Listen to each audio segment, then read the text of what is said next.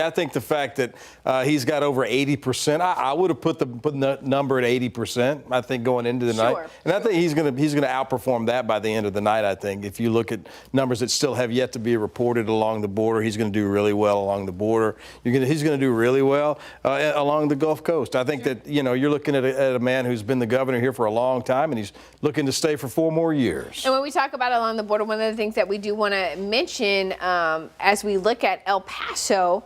So we have now been informed that there's a court order there, and the polls were ordered to stay open 1 hour later in El Paso. So where the polls would have closed at 8 o'clock our time there, it's not going to close until 9 o'clock our time, which is also the case in Dallas County, though we do see some numbers starting to come in from Dallas County, at least in the governor's race. If we just really quickly want to flip to the other side of things, this race still not called. Sorry, I hit the wrong button. This race still not called yet, but State Representative Gina Hinojosa leading among Democrats in the race for governor. And there will be no runoff. That will be, once it's called, that will be done and set for the November general. You could see she's got almost 62% of the vote. One of these people would have to perform unbelievably well in one of those larger counties. And you could scroll there. You could do your music and scroll there, because there were a lot of Democrats who said they wanted to be the governor of Texas. They tried. They gave it a shot, and she definitely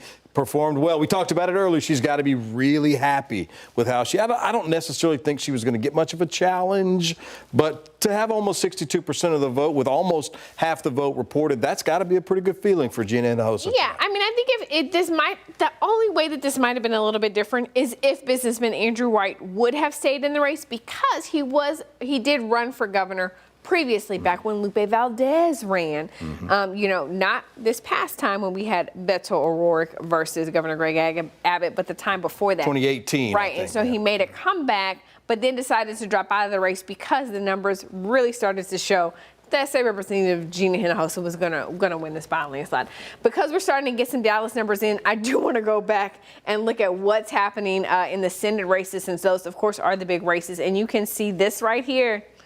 Woo, it is a tight one. That's tight. With almost 1 million votes, you're looking at just under 24,000 separating the two. And when you think about big picture, I think they both expected to be, I don't know, expected might not be the right, anticipated to be in a runoff once this is all said. Oh, they expected it. I mean, I think once they started to see the poll numbers come out, it was very clear that this was going to be a race that was going to go to a runoff. I thought Wesley Hunt would take more of that. Now, granted, we haven't seen much of the total from Houston yet. There's still some counties in southeast Texas that have yet to report. Still a lot of votes to be counted there. But I was surprised. I thought Wesley Hunt would perform better, especially in the Metroplex, and then over in East Texas, I thought he would do a little bit better than that tonight. I do think one of the challenges, though, I just wanted to see what Dallas County was looking like, in this race. I think one of the challenges for Wesley Hunt is that he did not differentiate himself enough from Ken Paxton, other than to say, I'm younger. That was his argument, was it's time for the next generation to step in and to take the lead. And so, his argument was Senator Cornyn has been in office for too long. I don't really have anything bad to say about Paxton, because he and I will probably vote the same, but I'm younger and you don't have to worry about me being on Social Security. I think if he could have come, no, those are his words, not mine. You can go and watch my interview on KVUE Plus after this is over with Congressman Wesley Hunt, if you don't believe me.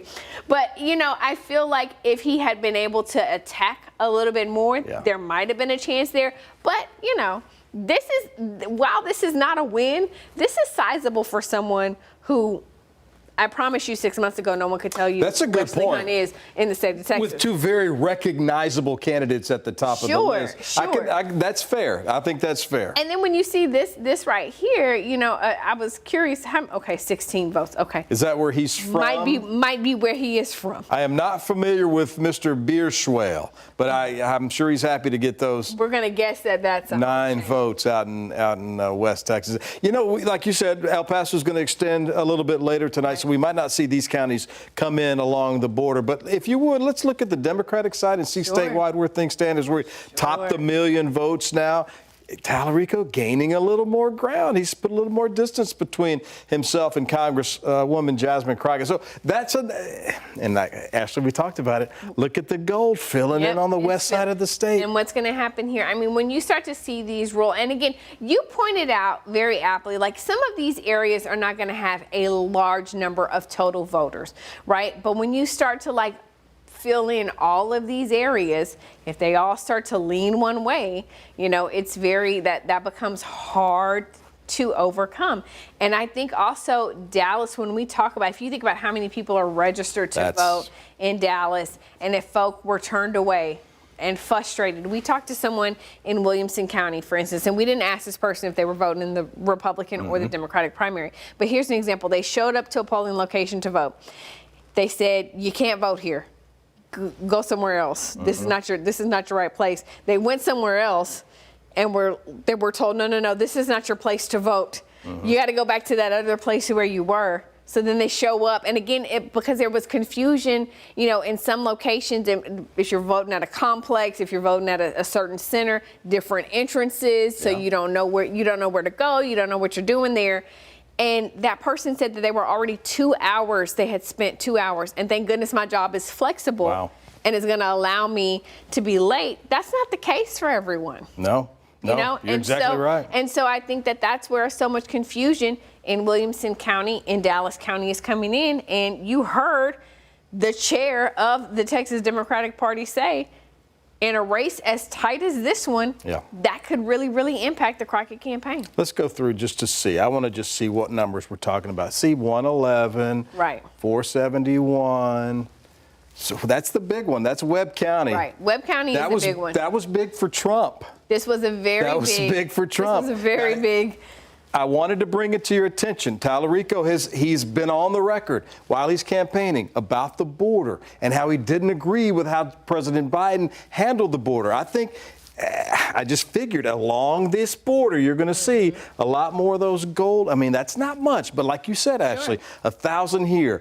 14,000 there, 21,000 there. You know, significant. So when you talk about Webb County, and this is one of the things that I'm curious to see, and this is one of the storylines we were talking about earlier. So you had about 17,500 voting in the Democratic primary, and look at how many voted in the Republican primary. Now, what does that tell you? Does that tell you that more Democrats are showing up, or does that tell you that people are voting on the Democratic side because you can pick whichever one you want? You can pick, but I would argue that if you are a strong Republican, like there is an argument, right? There is this thought that sure, I could be in one party and vote in the other party's primary to try to impact the outcome. And that happens. And I'm sure, I'm not saying it doesn't happen. Yes. But the Republicans have been in control for a mighty long time in the state of Texas. I just say that to say, you know, I think we are going to see some shifting here. We saw some shifting in North Texas. We had a state Senate seat flipped red to blue. I think you're going to see people's attitudes change along the border in terms of where they started to say, okay, well, maybe we align a little bit more with the Republican Party to say, okay, well, maybe we don't. But let me play devil's advocate. Okay. Can I play devil's advocate? I love it. Let's play this. Let's play this game. Okay. Let's say there's a Republican down here in Webb County. Let's say they've decided, you know what? These two guys, I'm going to get a chance to vote for one of them in May. No, you don't.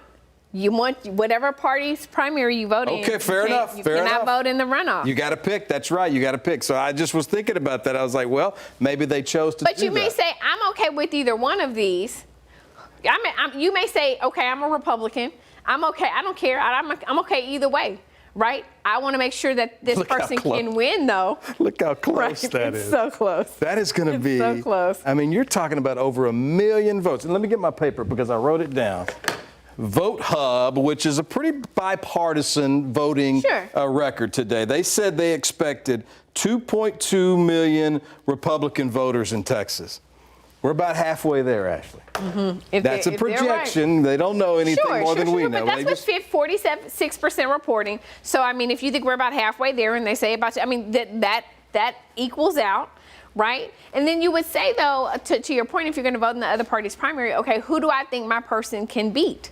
Do I think that is why you started to see, and I'm just going to be frank with you. I don't know if you received these text messages, but I know lots of people who have. You had a conservative group sending what appeared to be pro Jasmine Crockett text messages to people, lifting her up because of her opposition to ICE operations and Kristi Noem. Because there is this thought that if she is the nominee, that Republicans could be victorious. And those are key issues for a lot of voters. Sure. And now there's polling that suggests otherwise, right? There's polling that shows Jasmine Crockett defeats Ken Paxton. Poll after poll has showed that. But it will be interesting to see, what really happens. And as the night goes on, we're at 45%. Obviously, too close to call, too early in the night with only 1 million votes in. And Dallas County, not one of those. Dallas County, not one. That's going to be the one. We're going to be watching that all night tonight. And here's why. Okay, when we talk about the totals, she's 78,000 behind right now. If you just look at Harris County, at 65% reporting, he's 17,000 below her.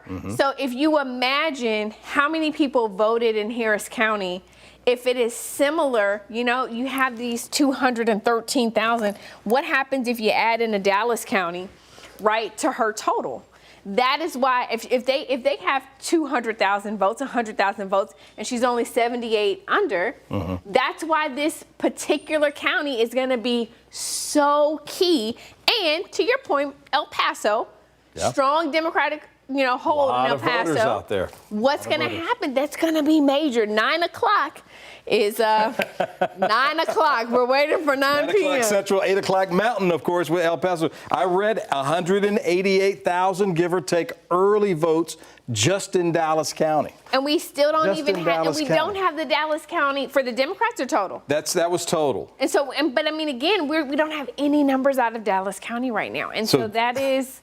We're going to have this entire thing filled in, except for that one little block. Right. That's how it's going to go tonight. There's some numbers, and look, there's some numbers for the Senate race in Dallas, right? And look, 65,000. So what was your number that you had? 188,000 total. Oh my goodness! So early. Just early. Yeah. And so if we're thinking about how many of those voted Republican, if you say the rest of those folks, that's more than 100,000 people voting in the.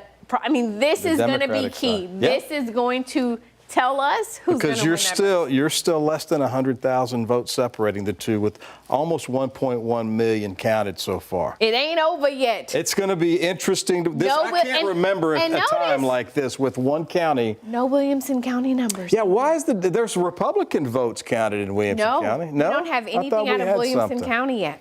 Well, but that's another one of those counties. Precinct-based voting location. But you would think that by now they would have at least dropped for us the early voting totals, and we haven't seen that come down either in either of them. That is strange. I don't know. I thought Williamson County had some Republican votes earlier, but you're right. There's nothing there yet. And here we go statewide, 1.1 million votes. That race is going to be. He's staying above that 50% mark. But again, you're going to watch those North Texas counties as they come in as you go towards the Dallas area there. It's funny how we speak and then things happen. Do you know why we don't have any numbers from Williamson County?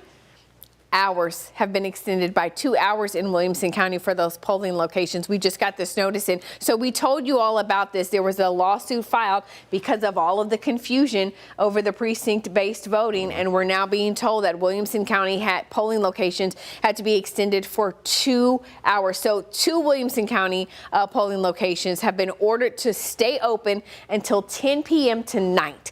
It is the North Star Georgetown on Westinghouse Road. And that is a Democratic primary polling location, and then the Georgetown Annex on Wilco Way, and that will be for both Democratic and Republican primary voters. This is significant news.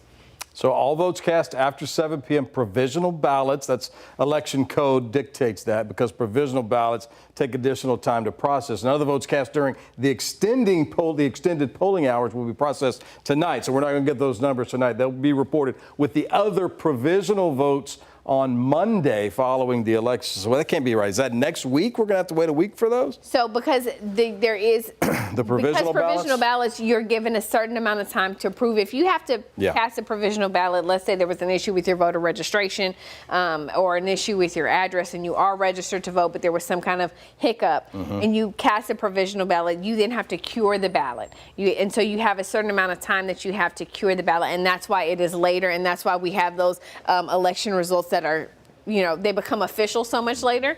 But again, this is really, really significant because what happens in Williamson County, and again, no votes out of Williamson County for Democrats or Republicans. What happens in Dallas County, in a race like this, it's gonna determine the winner of these races. You're talking about hundreds of thousands of votes. Hundreds of thousands of votes. And now Williamson County, a significant number of votes as well. We're waiting for those to see how that all plays out as they count those up into the night tonight. It's going to be a late one tonight. And and we want to say this again so that if someone is watching and you're a voter in Williamson County, I want to make sure I say it again and so that you can have it.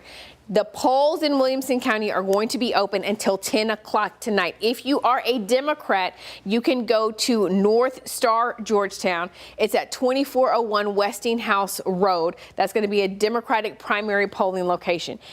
The Georgetown Annex at 100 Wilco Way in Georgetown will be for both Democrats and Republicans. You can go to that one location and vote in both of the primaries. Even if that's not your precinct? Even if that's not your precinct. Those are the two, well, that's our understanding. If that's not the case, you guys call KVUE. Well, I think the problem with everyone is confused. It's going to be a provisional for everybody. They did not clarify whether or not that's your precinct base. So if you want to go vote and you're a Democrat, you can either go to North Star Georgetown or you can go to the Georgetown Annex. If you're a Republican in Williamson County, you got to go to the Georgetown Annex, and you have until 10 p.m. tonight.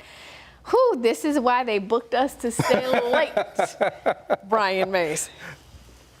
I'm curious to see. Let's just look at statewide numbers real quick as we kind of take a little bit of a breath. That's about as close as you can get between Cornyn and Paxton on the Republican side. And the Democratic side still pretty close as well, with over 1 million votes now in. It's and I think even if you start to factor in a Williamson County, a Hayes County, even if it is going to boost Cornyn up, if that were to happen, you still have, Hunt, who came in as a disruptor in this race and forced it to a runoff. We've been talking ad nauseum, right, about the Senate and the Democrats. When we talk about the governor's race, it's called on the Republican side. It should be soon called on the Democratic side, I would think. It's not because she's got almost 62% of the vote. It's because nobody else has more than 11% of the vote. Correct. The difference between 1 and 2 is so significant. I wouldn't be shocked if they didn't call that one within the next little bit here, because you can't get much ground up when you're just at 10%. Yeah. Lieutenant Governor's race, Dan Patrick, this race has already been called by the AP for him, and on the Democrat side, again, not called yet, and significantly, you just need 50% to win. Vicki Goodwin right now with 47% reporting. She's sitting right there, almost at 51. That's close. That's close to that 50%. Yeah, it just went up a little bit there, not much. Yeah. But still 227,000 votes separate Vicki Goodwin and Marcos Velez between the two of them there. All right, and in the race that has surprised me, and I do not get surprised often. I just don't. It just doesn't happen. And I just thought that these two numbers, I thought, while I figured a runoff between Mays Middleton and Congressman Chip Roy, I thought that these numbers would be closer. But here we are with Mays Middleton with a sizable lead with 47% reporting. Not a big enough lead to avoid a runoff, but certainly a comfortable position to be in. If you got to go to a runoff, you want to be the one who came in the lead. It would be ideal. You can see Chip Roy performing really well out west as well. Again, those aren't hugely populated counties. Sure. I thought he would do a lot better in East Texas than he's done so far, but still a lot of votes left out for that side as well. Yeah, and again, no numbers coming in from Travis County, which I think is really interesting in this race. But we'll have to wait and see why that is. If we go to the Democratic race for Attorney General. Polling had this race at much closer, but right now it looks like State Senator Nathan Johnson in the lead, but not in the lead enough to avoid a runoff. He's easing ahead, though. He's still almost 200,000 votes ahead. But again, like you say, the top two, if nobody gets 50, are headed to May to do it all over again. And this is one of those, Nathan Johnson represents Dallas in the state Senate. And so when you talk about what could happen, you know, it'll be interesting to see if Dallas will push him over the edge there. Let's take a look at some full screen, some results coming in. 50% of the vote, Texas Comptroller Don Huffines, again with a significant lead over Kelly Hancock. Abbott's basically hand-picked comptroller there, the incumbent, because he was assigned the seat. 22% for Hancock. Huffines with 60% of the vote. Those votes reporting over 609,000. On the Democratic side of that race,